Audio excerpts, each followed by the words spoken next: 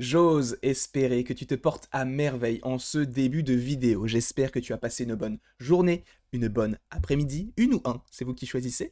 J'espère également que tu as passé une bonne soirée, possiblement, peu importe l'heure à laquelle tu regardes cette vidéo, j'espère que tu vas bien. Aujourd'hui, dans cette vidéo, nous allons faire une petite analyse du teaser trailer de Monsters at Work, donc en français, Monstres et compagnie au travail, parce qu'il y a un point d'exclamation, donc tu dois le faire avec la ponctuation, quoi, c'est plus rigolo. C'est pas drôle, d'accord, c'est pas drôle. Et avant de commencer donc l'analyse, sachez que j'ai déjà vu le trailer, donc il n'y aura pas de réaction, mais j'avais envie de parler de quelque chose qui m'intrigue beaucoup. Alors au début, je voulais pas vraiment y croire, j'ai déjà bugué après 47 secondes. Tu te rends compte du problème que j'ai au niveau de l'élocution? Voilà, l'élocution, c'est pas mon fort. Là, t'as deux exemples en moins de 3 secondes. Bref, donc, ce qui m'intrigue beaucoup en fait dans ce programme, c'est que c'est un programme Disney. Tu vas me dire, bon, quel est le problème? C'est que c'est la suite de Monstres et compagnie. Monstres et compagnie qui est un film Pixar. Là, c'est une série Disney. Donc, je sais pas vraiment où est-ce qu'ils vont aller, puisqu'en général, Disney fait, oui, de la 3D, mais c'est pas vraiment en lien avec les films Pixar. Donc là, c'est un petit peu compliqué à comprendre comment ça va se passer. Est-ce que c'est vraiment lié à tout ça? Est-ce que c'est une histoire totalement annexe? Je pense que c'est évidemment lié, puisque les personnages, je les connais déjà, donc bon. Sachant que dans ce trailer, on va découvrir de nouveaux personnages. Et sachez que donc là, on va pouvoir commencer l'analyse, tout simplement, avec des petites choses que j'ai analysées et que j'ai envie dont j'ai envie de vous parler, tout simplement.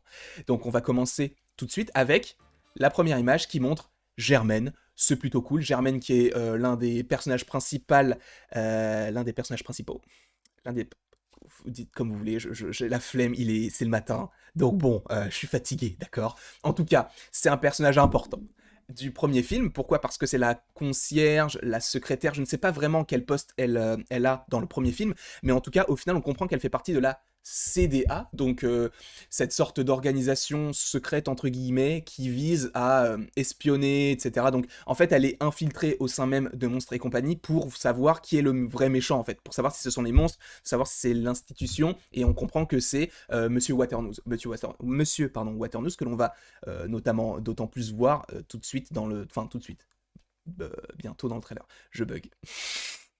Mais c'est ça que t'aimes peut-être, c'est l'authenticité, je ne sais pas. Donc on voit qu'il y a différents tableaux. Est-ce que c'est en lien avec les anciens patrons, enfin directeurs de Monstres et compagnie? C'est pas impossible, ce serait très cool que ce soit le cas.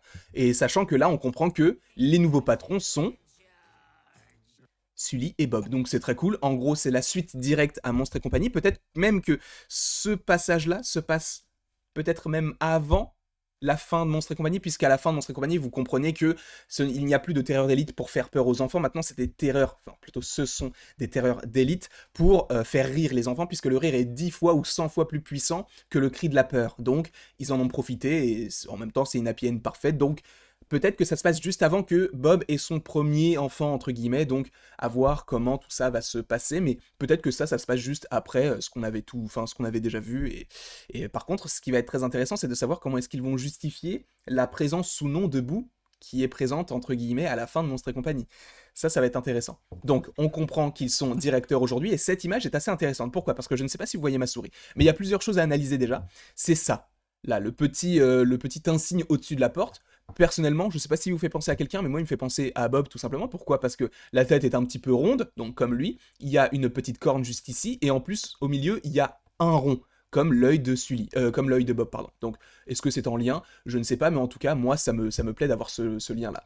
Ici, vous avez également des téléphones qui sont aux couleurs de la CDA, donc peut-être que c'est... je ne sais pas. Mais en tout cas, il y a les couleurs de la CDA, donc la CDA, je vous le rappelle, c'est l'organisation qui est liée à Germaine, et donc aux différents petits soldats jaunes qui ont pas vraiment de corps, enfin je sais pas s'il y a vraiment des personnes à l'intérieur, mais bon bref, en tout cas, c'est lié à tout ça. Et en plus de ça, donc, comment est-ce qu'on sait que c'est le, le, le, le bureau de l'ancien directeur, donc Waternoose? Tout simplement parce qu'ici, il y a une photo. Et si on zoome, c'est tout simplement Monsieur Waternoose, donc le méchant du premier film. Donc c'est cool, on comprend pardon, qu'ils vont prendre la place du directeur et qu'ils vont être à deux pour diriger tout ça. Et c'est notamment possiblement eux qui vont se dire, bon, il faut qu'on lance une sorte d'académie pour former les nouvelles recrues qui seront, entre guillemets, des humoristes. Et on va voir ça dans quelques instants. comme lui, tout simplement. Pourquoi? Parce que c'est Tyler. Tyler, c'est un personnage, parce que j'ai mes petites notes, qui a fait Monstre Université, donc ça te met encore plus de backstory par rapport à toute l'histoire de Monstre et compagnie. Donc il a fait Monstre Université, il a fini premier, je crois, enfin pas de sa mention, mais de sa promotion, on va dire. Et il va être affecté au MIFT, pardon. Le MIFT, qu'est-ce que c'est? C'est tout simplement, alors je crois qu'ils vont le dire tout à l'heure, mais c'est le Monster Inc. Facilities Team. Donc en gros, ça va être une sorte de petite équipe qui va. En gros, c'est une classe pour apprendre à être des terreurs d'élite, mais liés à l'humour. Donc je pense que ça va se focaliser uniquement sur cette petite équipe. Oui, on verra Bob et Sully, mais je pense qu'ils seront peut-être un petit peu plus en retrait par rapport aux autres personnages, aux nouveaux personnages, puisque c'est entre guillemets une nouvelle génération de persos. Donc lui, c'est Tyler, et a priori, ça devrait être plutôt le personnage principal de cette série. Donc là, Tyler, là, bon, on a les noms des différents acteurs. Ce qui est très cool, c'est qu'on a le retour de certains acteurs qui doublaient déjà. Donc John Goodman qui double Sully, admettons, qui double Sully tout court dans la version originale. Alors, Billy Crystal, je ne sais pas si c'est lui qui double Bob Razowski. A priori, oui, mais je veux pas trop m'avancer là-dessus, donc je préfère me mettre à distance. Ben Feldman, par contre, lui, c'est l'acteur qui va doubler Tyler, donc le personnage que je vous disais dont je vous parlais tout à l'heure, et en fait j'ai oublié de vous mettre l'image, tout simplement. Et attendez, je veux voir si ça fonctionne, parce que tout à l'heure ça fonctionnait plus. Là c'est bon, ça fonctionne, donc je suis désolé que vous ayez eu pendant quelques instants encore l'image de Tyler, mais en tout cas là vous avez les différents noms, donc Billy Crystal, John Goodman, Ben Feldman, Mindy Kaling, mais alors Mindy Kaling qui va doubler un autre personnage que l'on va voir juste après, et d'ailleurs c'est son pelage, il me semble, juste ici, qui est tout simplement Val Little, mais on va y venir tout à l'heure. Qui doublait déjà un personnage chez Pixar qui était Dégoût dans Vice Versa, donc en anglais, et enfin en VO, et qui eu un personnage, une actrice qui est assez connue dans le monde, en tout cas des séries. Pourquoi? Parce qu'elle a participé à l'écriture du scénario de The Office, qui est une des séries les plus emblématiques de l'histoire des États-Unis, et elle joue en plus un perso. Donc voilà, c'est cool de la voir dans ce programme-là, sachant en plus qu'elle a déjà doublé un personnage Pixar. Donc on continue. Alors lui, mince, je vais revenir ici. Lui, lui, je sais pas vraiment qui c'est. Je comprends pas vraiment qui il est. A priori, c'est pas un personnage que l'on connaît. Peut-être que c'est lui qui va remplacer peut-être Germaine au niveau administratif. Pourquoi? Parce que derrière on a plein de classeurs, on voit que c'est pas très bien rangé, on a des petites affiches de part et d'autre, donc peut-être que c'est lui qui va la remplacer et peut-être qu'il est nouveau. En tout cas, on voit qu'il a un tampon et il est là peut-être pour valider l'accession au personnage pour aller dans la team, puisqu'on voit que sur sa feuille il y a un petit, juste ici par exemple, vous voyez qu'il y a un petit M, donc le logo de Monstre et compagnie. Peut-être que c'est en lien avec tout ça. Je ne sais pas, peut-être que je vais trop loin, mais en tout cas, peut-être que c'est celui qui va possiblement les recruter pour aller dans cette nouvelle équipe. Là, alors, ça allait assez rapidement, mais juste ici, donc, on a le personnage de Val Little, dont je vous parlais tout à l'heure, qui est un personnage assez souriant, en tout cas qui est décrit comme un personnage souriant. Il n'y a pas plus d'informations que ça par rapport à ce perso. On voit qu'elle a la même forme que Art, qui était dans le film Monstre Academy. Donc qui était doublé en VO, je ne sais pas, mais en français c'était Jamel Debbouze qui le doublait, donc on voit qu'elle a la même forme, tout simplement. Donc voilà, est-ce que c'est intéressant, je ne sais pas, mais en tout cas c'est cool d'avoir encore une fois ces petites références par rapport à ce qu'il s'est déjà passé. Donc on a ce personnage qui est donc doublé par Mindy Kaling, pardon, et qui sera un personnage très joyeux, et on revoit encore une fois le personnage de Tyler. J'essaye en fait de voir s'il y a d'autres choses, parce que là je vois qu'il y a une petite canette, là il y a un petit logo, est-ce que c'est en lien avec ce qu'on a déjà vu avec Pixar? Je ne sais pas. Mais si c'est le cas, ce serait très cool. Bref. Passons à ce personnage, donc, qui s'appelle Duncan. De toute façon, on le voit ici. Lui, alors, comment est-ce qu'il est décrit? Il est décrit comme quelqu'un qui est intriguant. Et c'est un plombier, tout simplement. Donc c'est quelqu'un qui va travailler dans la maintenance, on va dire. Et peut-être, enfin, ce que j'avais imaginé, c'est que ce personnage, ce soit un personnage qui est là pour pas mettre des bâtons dans les roues à l'équipe, mais peut-être essayer de les comment on peut dire ça, de les manipuler pour qu'ils puissent se dire mais non, en fait, quand on faisait peur, c'était mieux que quand on fait rire, puisque là on est des monstres, donc on est censé faire peur, pas censé faire rire.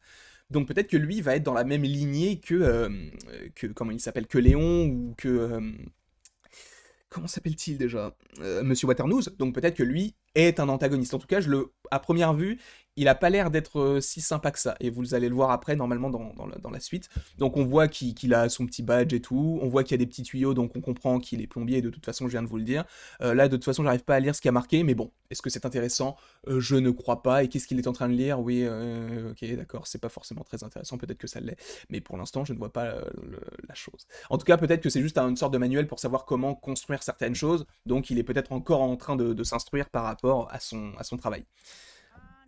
Alors là, c'est le personnage de Cutter. Alors Cutter que l'on a juste ici, si je vous mets la photo. D'ailleurs, donc on avait la photo de Val Little également et de Duncan juste ici, mais là, je vous remets la photo de Cutter, qui est en gros celle qui va suivre les règles à la lettre. Donc elle semble aussi faire partie de cette équipe, et tu comprends qu'elle est là vraiment et qu'elle veut aller dans le sens de Monstre Academy, puisque elle a la tasse, elle a un gilet pour, on sait jamais s'il se passe un truc, tu sais, comment on appelle ça, un gilet, pas un phosphorescent, mais t'as compris, et son casque, alors que les autres s'en foutent un petit peu. Donc elle, ça va être cool de savoir ce qu'elle va faire véritablement. Est-ce qu'elle fait partie de l'équipe? Est-ce qu'elle est là pour les aider?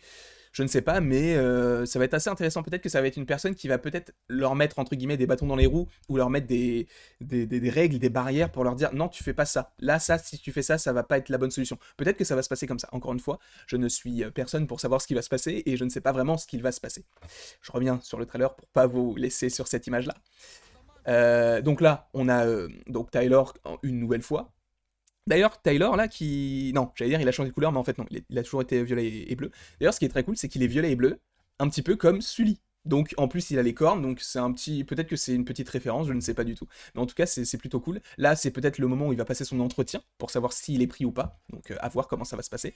Là, c'est un nouveau perso. C'est le personnage de Fritz. Alors, dans mes petites notes, qu'est-ce qu'il est? C'est le patron.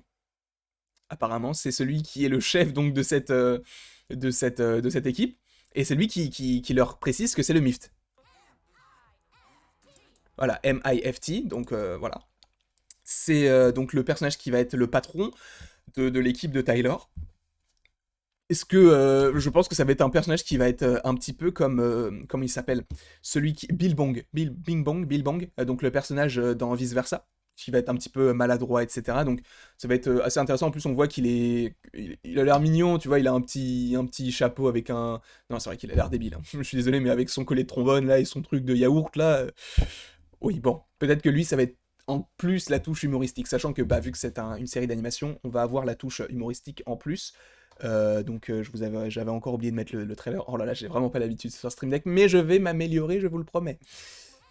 Donc là, on voit les différents persos qui font partie du MIFT. Alors on voit donc le personnage de Val, on voit Duncan, on voit Cutter, mais lui, je sais pas qui c'est. Donc peut-être que c'est un autre perso. Vraisemblablement, il n'est pas forcément sur les images promotionnelles. Donc peut-être que ça va être juste un perso anecdotique, je ne sais pas du tout. Mais en tout cas, on les voit tous ensemble, donc ils font vraisemblablement partie de la même équipe. Et ça va être cool, mais on voit que lui est toujours blasé, on voit que elle a l'air blasée, elle a l'air hyper contente, et bah, lui il a pas de bouche. Donc ça va être assez compliqué de savoir ce qu'il éprouve comme sentiment. Alors là, on voit que c'est le pied de... Au début, je pensais que c'était le pied d'un autre perso, mais on voit que c'est le pied de Bob, donc qui a l'air aussi maladroit qu'avant.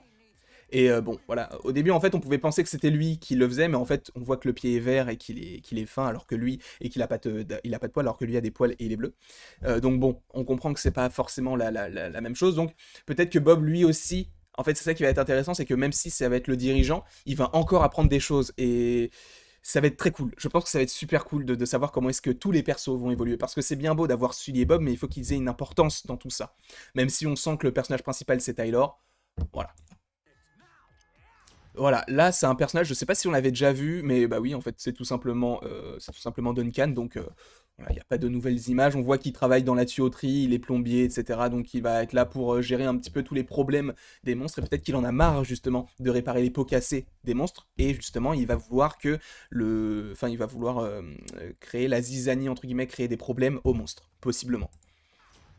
Donc là, ce personnage-là, on l'avait déjà vu d'ailleurs, et je crois que celui-ci aussi, on les avait déjà vus dans les premiers. Dans le premier Monstre et compagnie. Il me semble que lui, c'est celui qui dit que Bull l'a attaqué avec une totote laser, et lui, donc, c'est un des assistants des monstres. Enfin, d'un des monstres principaux. Voilà, je pense que c'est tout ce qu'on peut dire par rapport à tout ça. Et qu'est-ce qu'il y a d'autre comme image? Donc là, on voit que lui est vraiment blasé, il lui dit pas un mot, et lui a dit pourquoi, et pourquoi pas un mot, voilà. Et bon, ça arrive bien le 2 juillet, donc c'est très cool, et je ne crois pas qu'il y ait d'autres images par la suite, non, c'est la fin. Donc attendez, je vais juste revenir sur ça, voilà, parfait, et je remets ma tête. Ça a été laborieux au niveau de la technique, mais au moins on a analysé la chose. J'espère que ça vous aura plu. Ça a duré 15 minutes, donc c'est ce que j'imaginais la chose, donc ça me dérange pas moi, donc j'espère que ça ne vous dérange pas vous.